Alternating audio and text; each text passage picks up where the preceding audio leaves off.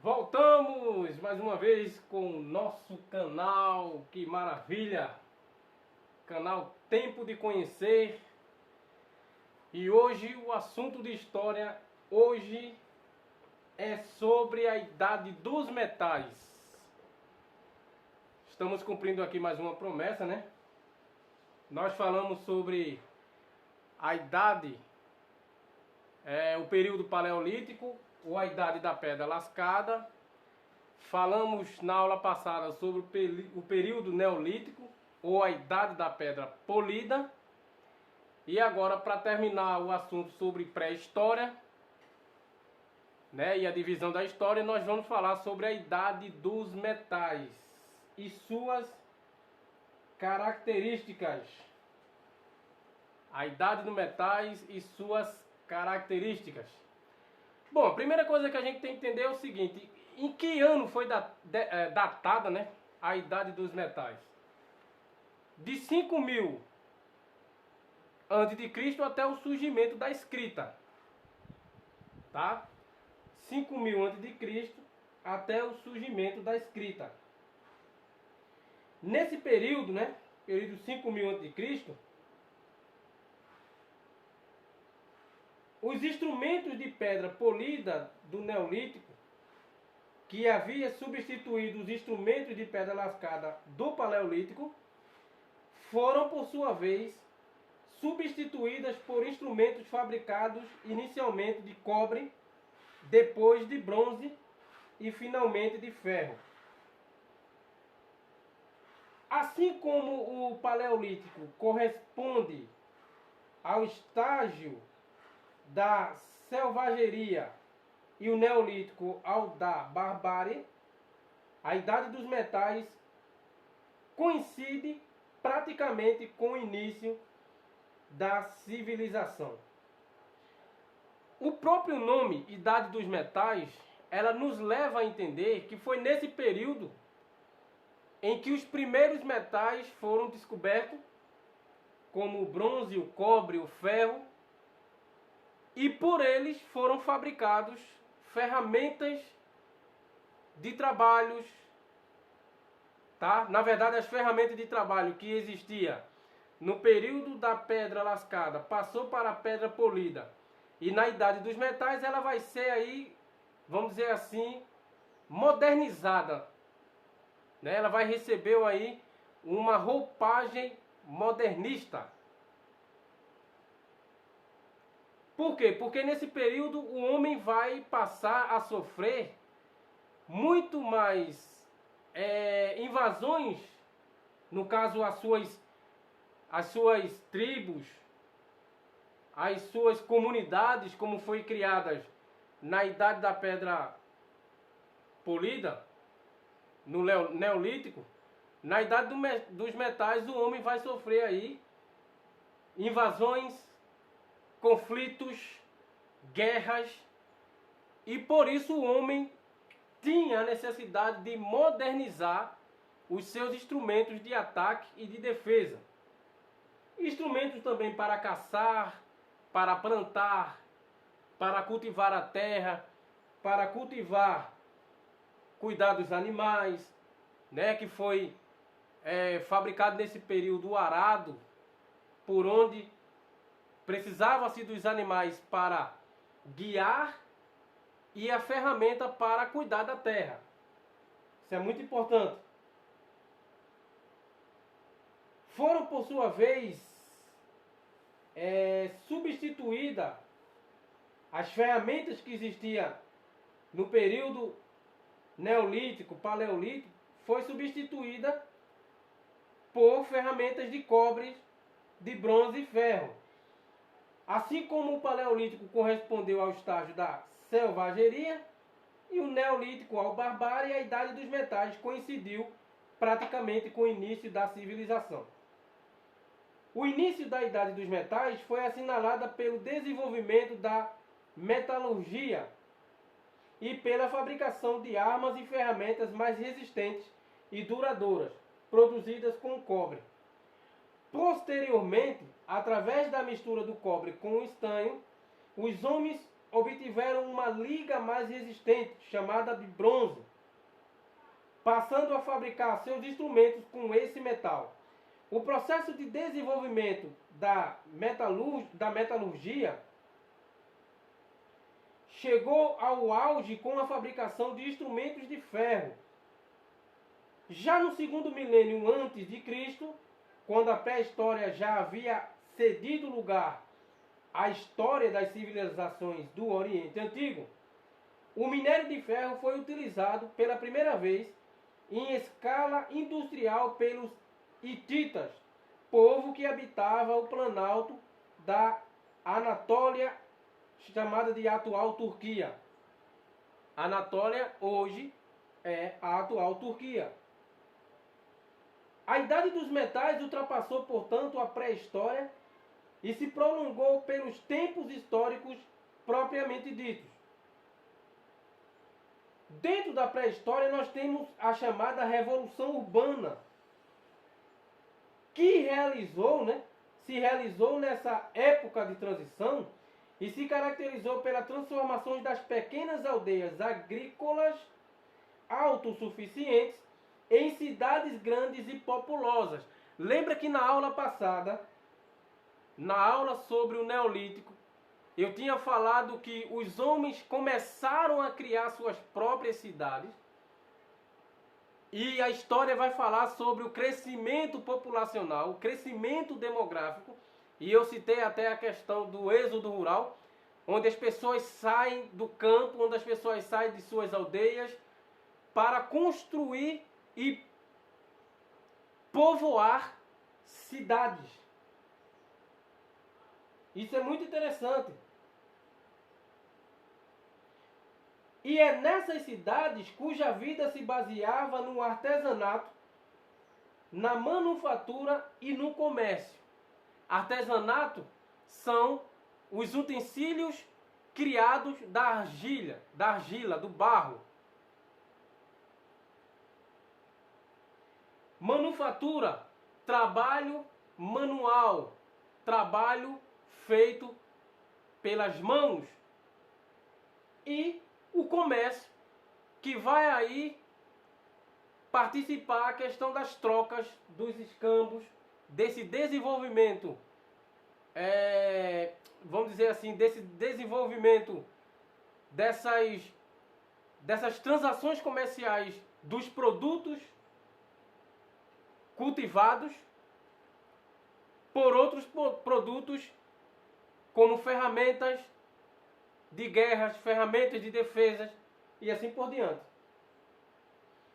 Outras conquistas importantes nesse período foram o aperfeiçoamento do arado, da tração animal, como eu falei anterior, da questão do cuidado da terra, que precisava-se do boi, do gado para a atração disso aí, né, para guiar o arado, do carro de rodas e do barco à vela, que revolucionaram a economia e os transportes. Esse barco à vela, ele vai influenciar a Idade Média, ou seja, vai influenciar o homem europeu desde o século V até a descoberta e a colonização de novos territórios. Glória a Deus. Isso é muito importante, muito interessante. Todo esse período, toda essa revolução na questão dos barcos, das rodas, que revolucionou a economia e os transportes, coincide com a revolução urbana e o desenvolvimento da agricultura de regiões e regadio nos vales do rio Nilo, Eufrates, Tigre e Indo, que são os principais rios que a história vai citar no período das primeiras civilizações, como o Egito, a Síria e entre outras, o Sumério, tá? Entre outros. O aumento da produtividade agrícola se baseou na construção de sistemas de canais, diques, aquedutos, represas comportas para a drenagem do pântano e irrigação das terras no Egito, na Mesopotâmia e na Índia. Ou seja, como o homem ele vai cultivar a terra, ele vai entrar no sistema de plantation, de agricultura, de plantação e colheita, essa plantação ela vai precisar de água. Então, no período da idade dos metais, os homens vão desenvolver a questão da irrigação, que é trazendo a água de rios para regar essas plantações, para fazer com que essa terra se tornasse mais fértil para as plantações.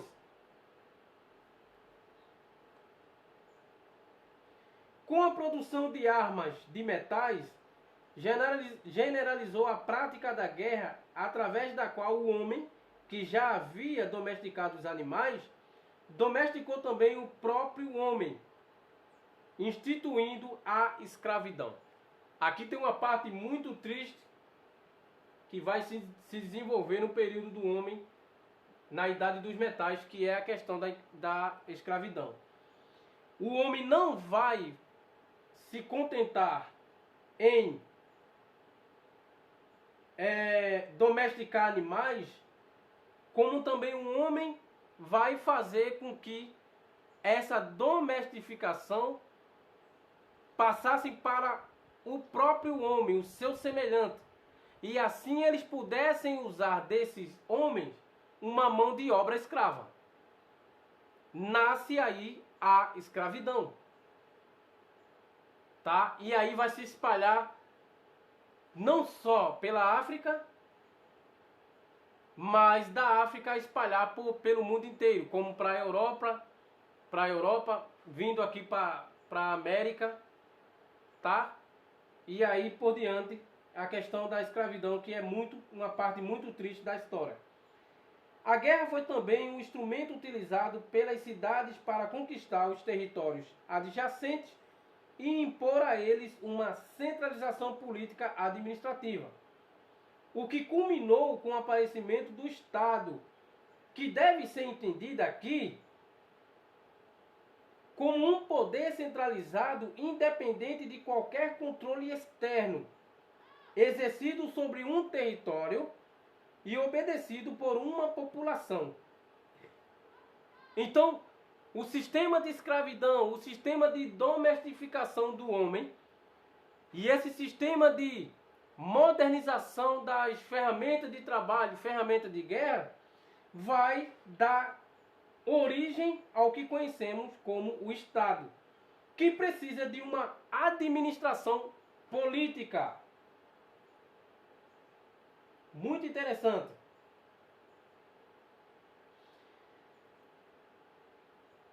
Datam essa época o aparecimento de cidades-estados na Mesopotâmia e na Índia e a formação dos reinos do Alto e Baixo Egito.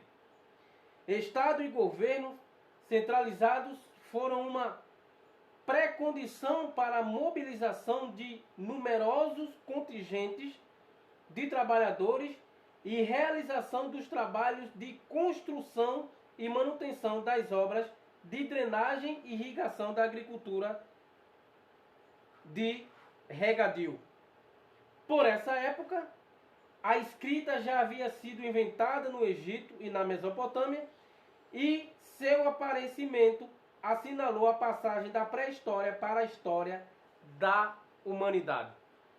Então, no período da Idade dos Metais, estão características muito boas, muito interessantes, como o surgimento de irrigação para a agricultura, mas também momentos tristes da nossa história, que é o desenvolvimento da escravidão. E aqui nós temos características da Idade dos Metais. No final da pré-história, as primeiras sociedades urbanas do Oriente Próximo começaram a desenvolver a metalurgia de cobre, bronze e ferro, que consiste na técnica de utilização de metais para a fabricação dos mais variados objetos. A metalurgia do ferro e a fabricação de armamentos contribuiu decisivamente para a supremacia dos povos que souberam aperfeiçoá-la com esta finalidade.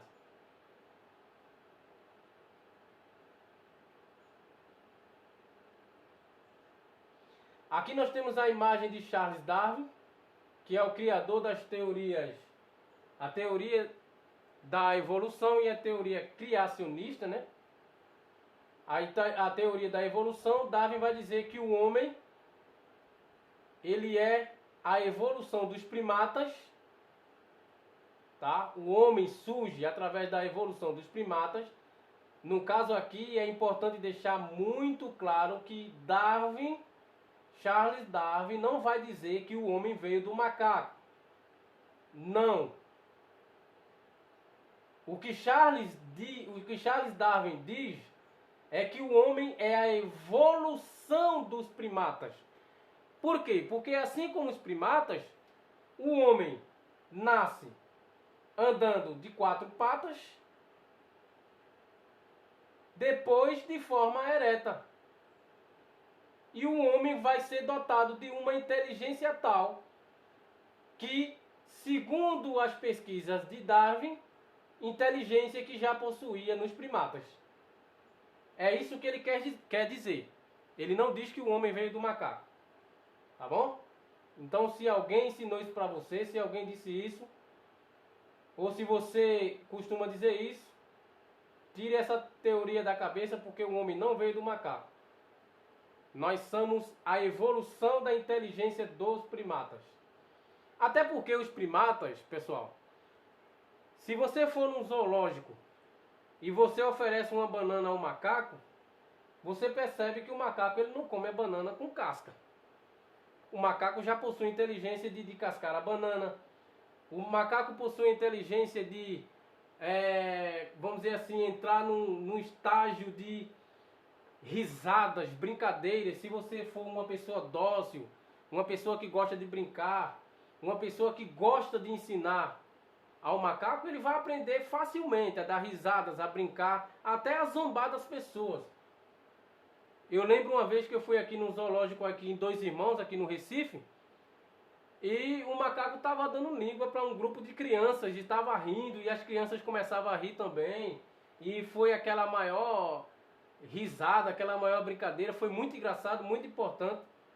Então, o que Darwin quer dizer é que nós somos a evolução desses animais. Como eu falei, né, as teorias de Charles Darwin, para Charles Darwin, as plantas e os animais originaram-se de formas de vida bem simples. As espécies mais adaptadas ao ambiente sobreviveram e as menos adaptadas desapareceram. O homem seria o último elo desta cadeia evolutiva, o mamífero mais complexo da ordem dos primatas. Tá vendo aí aquilo que eu falei? Muito interessante isso. Então aqui tem uma imagem que ilustra muito bem a teoria de Darwin. Veja que o homem nasce aqui, né? Aqui inicia-se aqui o homem em seus primeiros passos. E ele vai, nessa imagem aqui fica melhor. Ele vai aqui, o homem. Porque a criança, você percebe que a criança quando começa a andar, ela começa a andar engateando, né?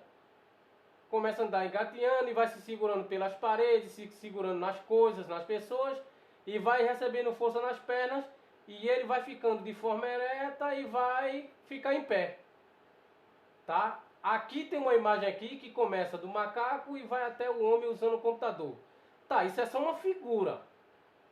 Isso não é uma forma literal, de forma nenhuma. Tá? Isso é só uma forma de explicar a teoria de Darwin. Então aqui tem o primata e aqui tem o homem de frente ao computador, ou seja, o homem moderno, já no século XXI, usando a tecnologia. De forma ou de outra, Darwin estava profetizando, estava usando a sua inteligência de forma profética a evolução industrial que vai dar origem aí à tecnologia, à ciência, à internet, ao computador, ao smartphone, né, ao notebook, ao tablet e as mais variadas formas de conhecimento pela qual o homem pudesse se guiar e buscar conhecimento. Tá? Isso é muito, muito, muito interessante. Então,